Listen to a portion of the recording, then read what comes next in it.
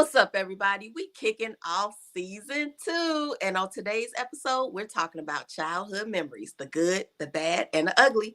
See you in a bit.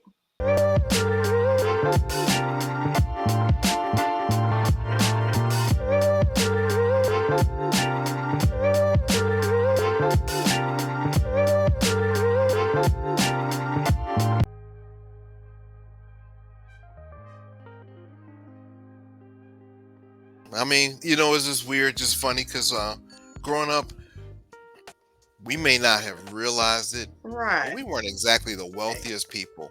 But, our parents sacrificed to make sure we lived in a nice neighborhood and went to a good school.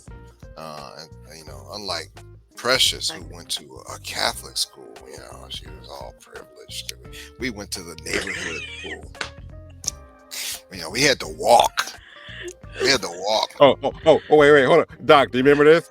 Going to grammar school, bouncing basketball. Please don't bounce the basketball in front of the house or something. Every day to school, we had to walk that ball to school. Yep. But, some of us didn't have the privilege of being driven to school and dropped off and wearing uniforms and all those things, I did go to the neighborhood school for 1 year. But when I went, I remember it being like split classrooms. So I went for second grade, but it was like a first grade class and a second grade class in there. So it was just weird. And then our godmother taught at the Catholic school. So it was like, I was just send her there with her godmother. Okay. Yeah. So that's what happened. So you actually did go to. I did. Mm-hmm. Okay. I did. And I remember I used to walk up there too sometimes. And like we was regulars at that corner store. Like they knew our order and everything. Oh, it'd be like, the deli. Oh, hot dog ketchup on me. It'd be like, the yep, deli. That's what I want. Yeah, the deli. Yeah, they definitely knew. That was crazy because I think one of the reasons why I might have left that school is because I guess I was kind of bad and a little sneaky growing up. One day, me and like friends or whatever from second grade, who we all left the school during lunchtime and went over to one of the people's houses. We were on our way to the cafeteria, the whole class. And then we was like, y'all ready? We literally opened up that side door right by the viaduct. And it was 3 of us. We just left. And we went over to a friend's house. And we tried to sneak back into the school, but they called us and then called our parents. So maybe that's why I no longer went. Oh, you want to talk about bad memories. Second grade. Wait, hold on. 1 second, Doc. So second grade, how old was that then? How old were you then? I was probably about 7, I guess. Maybe 6, because I know I started school a little early. So y'all some bad people. Y'all bad influence on me. Oh, well, you're not going to like to hear this story, Kion. So I know neither one of you know this story. But my best friend knows this story well because it became legend of the school. So when I was in 3rd grade, so I didn't start going to the school until 2nd grade, and I didn't know a lot of people. Mm-hmm. So 3rd grade, again, still not one of the most popular students, but I had a friend. His name was Neil. Neil was not like us. All right. But Neil had a sense of adventure, and so did I. And at the time, it was open campus lunch. So a lot of kids used to go home for lunch. We had an hour. In 3rd grade? It was an hour. It was open campus. And so Neil used to go home sometimes, but then because he had a sense of adventure and so did I, so we just started roaming the neighborhood, and we would just go as far as we could until we knew we had to get back. Well, we would be trying to get as far as we could in that hour, if you will, to get back on time, that I used to start eating my lunch in class. So I didn't have to worry about dragging it around. I could just be gone, We could just hit the door and we could just be moving and just explore. We used to explore abandoned buildings. We used to explore, you name it, we were everywhere.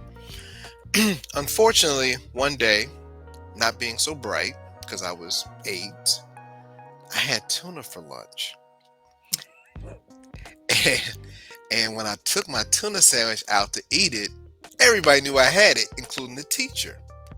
And the teacher's name, who I shall not name, took my sandwich, and in anger, I immediately called her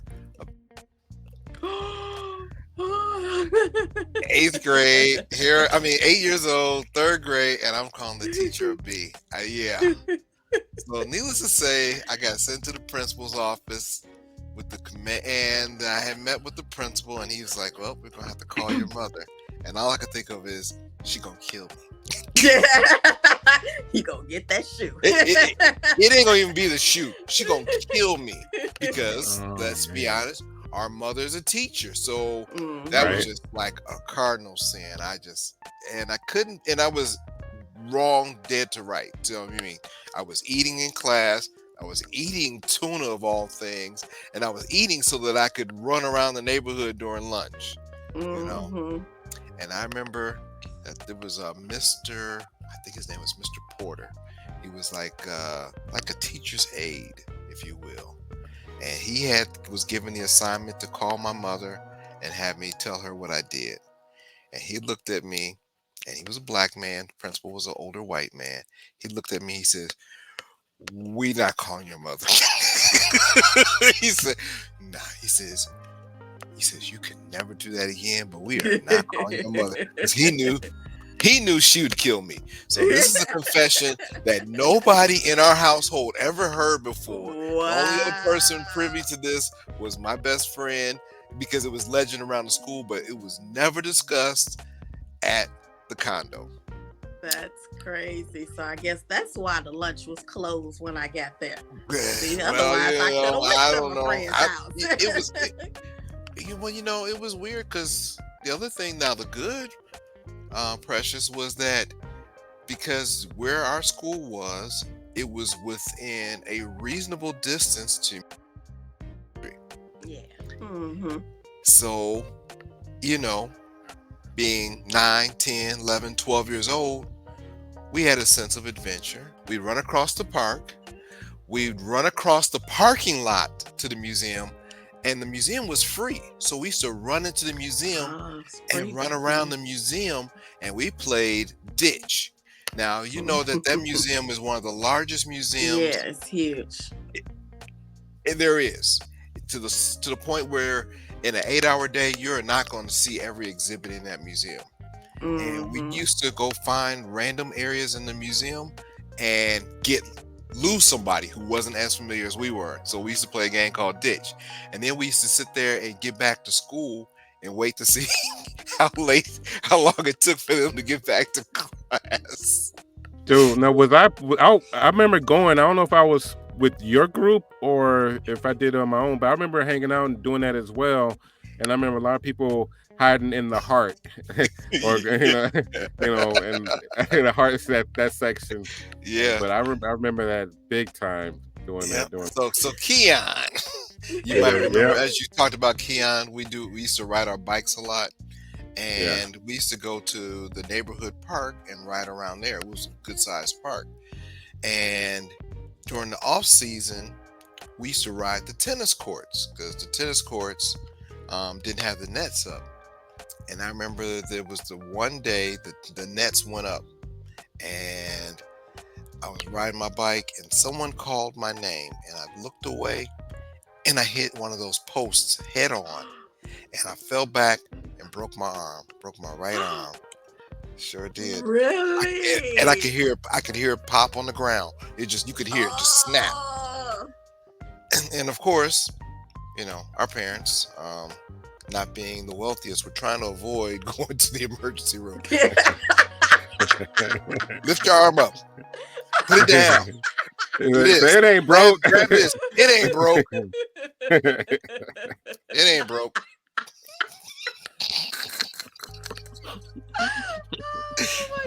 And I said, get back on that bike. I used to agree. I said, I could do everything, but I can't do this. I can't turn it over. Because I couldn't turn it over, right?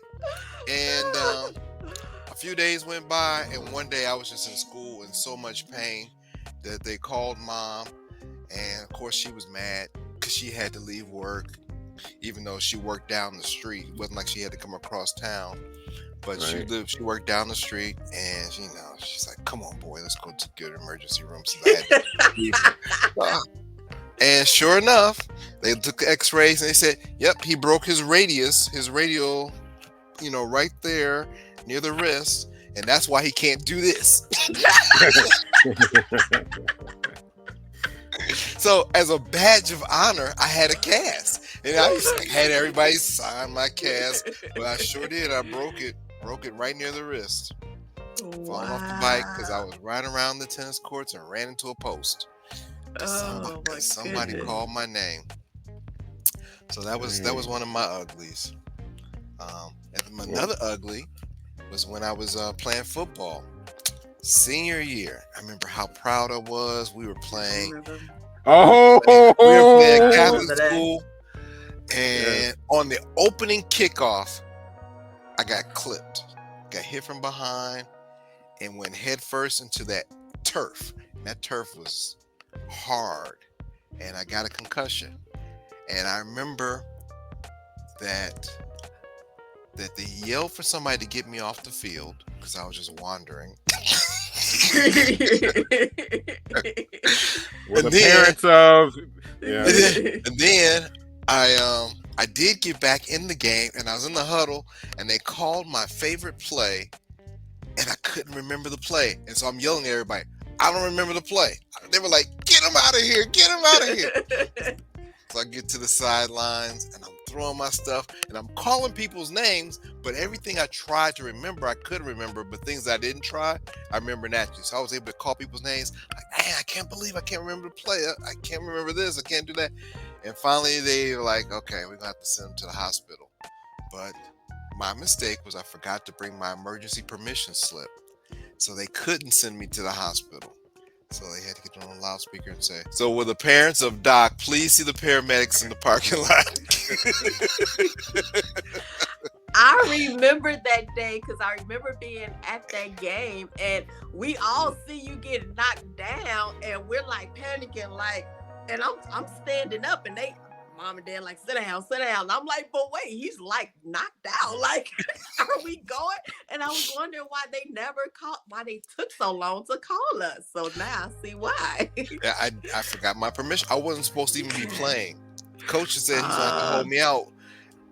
I wasn't even supposed to be playing. I didn't Yeah, have I my remember permission. hearing that. I remember hearing that over Will the the, loudspeaker. the But parents of I Doc think, please yep, see the I remember paramedics that. in the But parking lot? also, I think that might have been the game that me and my childhood best friend we were in the stands too with walkie talkies.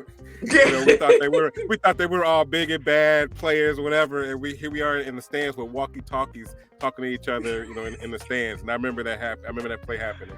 Yeah. Yeah, Oh So wow. I yeah, did have an yeah, ambulance ride and yeah. blacked out several times um, before getting to the hospital because I remember telling Right. Dad that I can't remember anything. But and so the things that I tried to remember, I couldn't. But things that I Mm-hmm. wasn't even trying just came naturally. And then I remember when I finally came fully conscious, and I'm like, "Ooh, they got sirens. People moving out the way from me." Because I did go and with sirens, and then of course, I by the time I woke up fully, I was back to normal, and of course, I still had shoulder pads were off, but I still had the rest of my pads on and everything. And I remember stepping out of that ambulance on my own power, acting like I was pretty bad, and I was like, "Yeah, I'm big stuff." And the most disappointing thing that happened was our running back, who I would have been blocking for, came in with a dislocated hip while I was there in the emergency room. Oh. And I was like, dang. So I felt bad because I would have been the one blocking for him. And Yeah. something I don't know how it happened, but you sit there and you think Mhm. about it, and man, that was my running back. He's got a dislocated hip. Mhm. Yeah. Wow. I don't remember that Yeah, part. didn't know that. Dang. Mm-mm. I do remember Oh. we got home, we had to wake you up every couple of hours. Make sure you were legit. You were good. I remember that. So nobody got any sleep. Man. Oh wow. So But we we got you. one of my real quick one of my I'm just going to piggyback off of one of your bad moments about the broken arm. I was in, I don't know, fourth, fifth, or sixth grade, and I'm trying to be a superstar and everything like that. Because like playing basketball, me and this one guy, we're back to back to back in terms of who's the best in the school, and we go back and forth. And so I tried to be the just be the best at everything. We're playing dodgeball in PE or gym. Well, yeah, not PE. We called it gym. And no physical education. It was gym class. Playing dodgeball, and it was like maybe a couple people left, and I remember diving for a ball, landed on my left wrist, snap, and I remember I looked up, and then all of a sudden the whole gym got quiet, just looking at me, and I'm just looking at my wrist. Instead of like this, it was just like this. It was straight like that, and I'm just holding it, and and just I don't even think I cried, because I was just like, what the hell is happening here? Because my hand is supposed to go like that, and then they walked me to the I was holding it, and then they walked me to the principal's office. Of course, put some ice on it, Right. And then they called mom and dad, and I forgot who came. I think that because dad was out. He was out in the suburbs, right, working. So I think mom had. I don't remember. No, I remember walking though. We had to walk somewhere. I don't know if we had to walk to the neighborhood hospital or something, but we had to walk somewhere to go to get the cat, to get an X-ray and all that stuff. But I just remember sitting in there for an hour or two, just in the principal's office, and just holding my hand and just looking at it, just dangling. And that was kind of one of my worst. Like, you're right. Mom was like, not again. These boys. But that was the only injury I really had in my entire life like that, though. So I've been blessed to not have any. Through all the sports and all that stuff, that was the only thing that I broke. That's and I was just crazy. Anyway, I didn't mean to interrupt you, Precious, but I didn't know. No, I was gonna chime in to you and say, because I talked about my good, bad, and ugly, and Doc talked about his, so I was trying to see if you had got all yours out. So it was that. I know you still, Doc. Don't you have another ugly of a friend's moment or something? Oh, okay. So, yeah, that was interesting. So, we used to love to play baseball, and due to limitations of playing baseball and having 18 people to play, we used to play a game called Strikeout. And the only thing you needed with Strikeout was really just a pitcher and a batter and a good wall.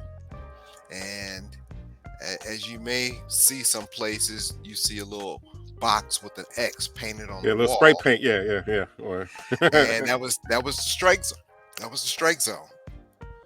And the wall itself was the catcher. So it just automatically returned the ball back to the pitcher when the ball hit the wall. And the other problem was, so you didn't need a really big space, and used to just assign what type of hit generated what type of advancement of the runners. So you used to sit there, and in your mind, so this is where we were really genius. In your mind, you knew where your runners were all the time. So we used to play with minimal people, and we were really good at keeping track of our runners and our outs and everything in our head. And problem was, we would play on some really narrow spaces where there were rooftops nearby. And of course, the rooftops were foul territory. Problem was, when the ball would go on one of those rooftops, we had to find creative ways to climb onto those rooftops to get the ball back, because we didn't have a lot of balls, and we used to use these rubber balls. And so the rubber balls were very much like baseballs, but they were hard rubber, and they were hard to come by. So one of the rooftops, we used to have this trick to climbing onto it where no one would see us climb onto that roof, so we wouldn't have nobody complaining about us climbing their walls. And it entailed climbing a tree behind the building and tight roping this metal bar to get to the tree. And so we were pretty skilled at it, Kion and I, and we used to go all the time. Shame, Yeah. shame, shame. We were very skilled at, going tight roping the a bar, lot to of get foul to the balls. tree, climbing the tree, shimmying up the brick, and pulling ourselves onto that roof and dodging air conditioning units and everything else on those roofs.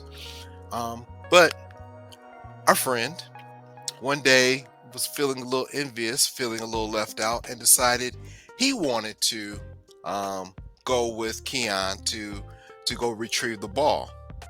And so I'm standing there waiting to bat, and I'm thinking it's taking them forever to come back. And the ball had come off the roof, because that was our way of saying that we made it and we're on our way back, is we throw the ball off the roof back onto our playing area. That's pretty genius too, isn't it? Yeah, we weren't even we weren't thinking, it wasn't part of our motivation, but it's what we used to do. Yeah, that's pretty. It's Like, hey, I got it. I'm on my way back. Yeah. Yeah. So we, throw the ball back, and I'm thinking to myself, man, it's taking them a long time.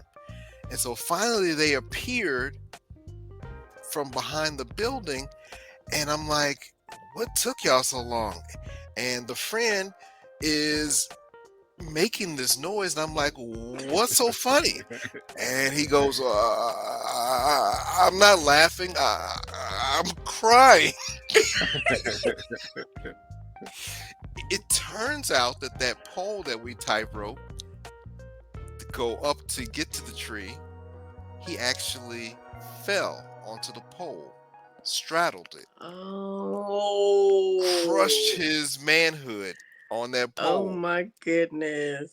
So what was taking so long was, one, his recovery from falling onto the pole, but then he couldn't walk. So he's just slow stepping it, and we spent the next half hour walking him home. And he lived across the street. Wow. He had to keep stopping. Sad part, his mother had to take him to the doctor. Good news is the doctor says he'll be okay. He'll recover.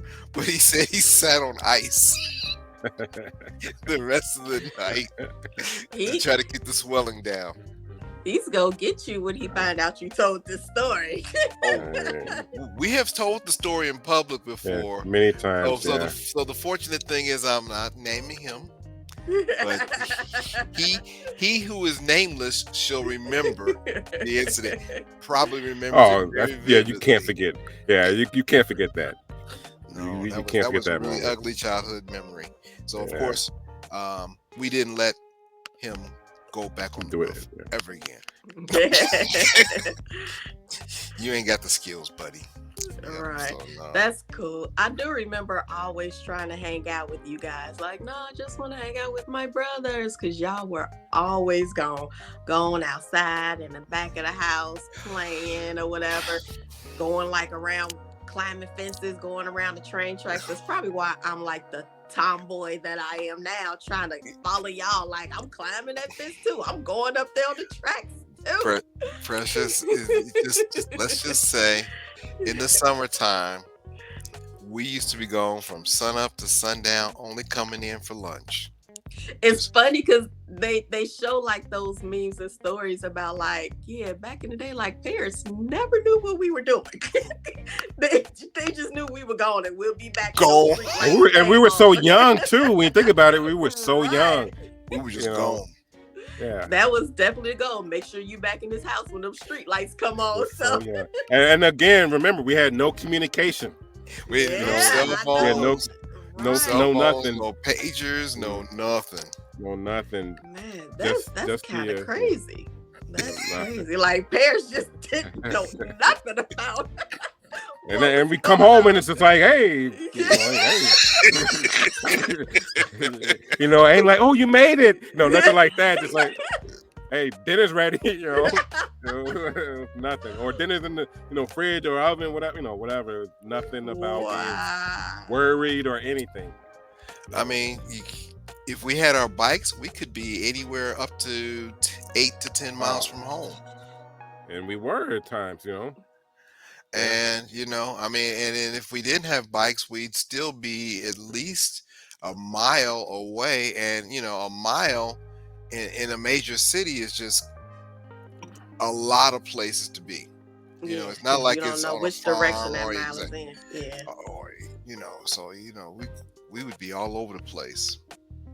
All That's over the place. Crazy.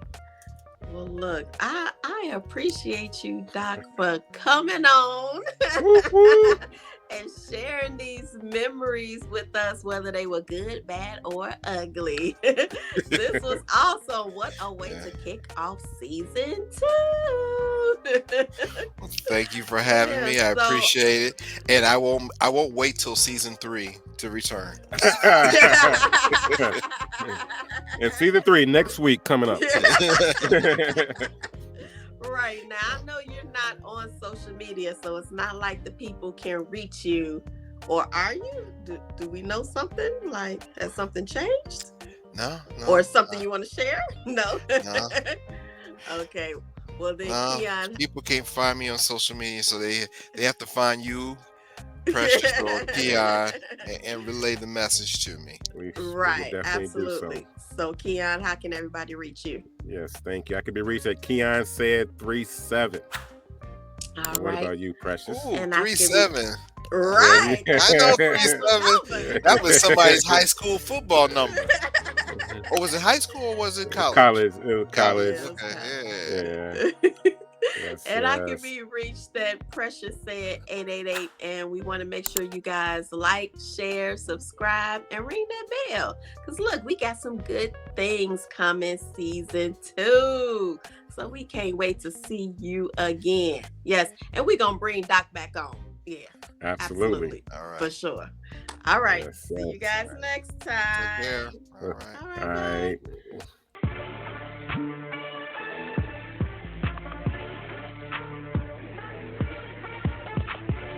I have no, I don't know.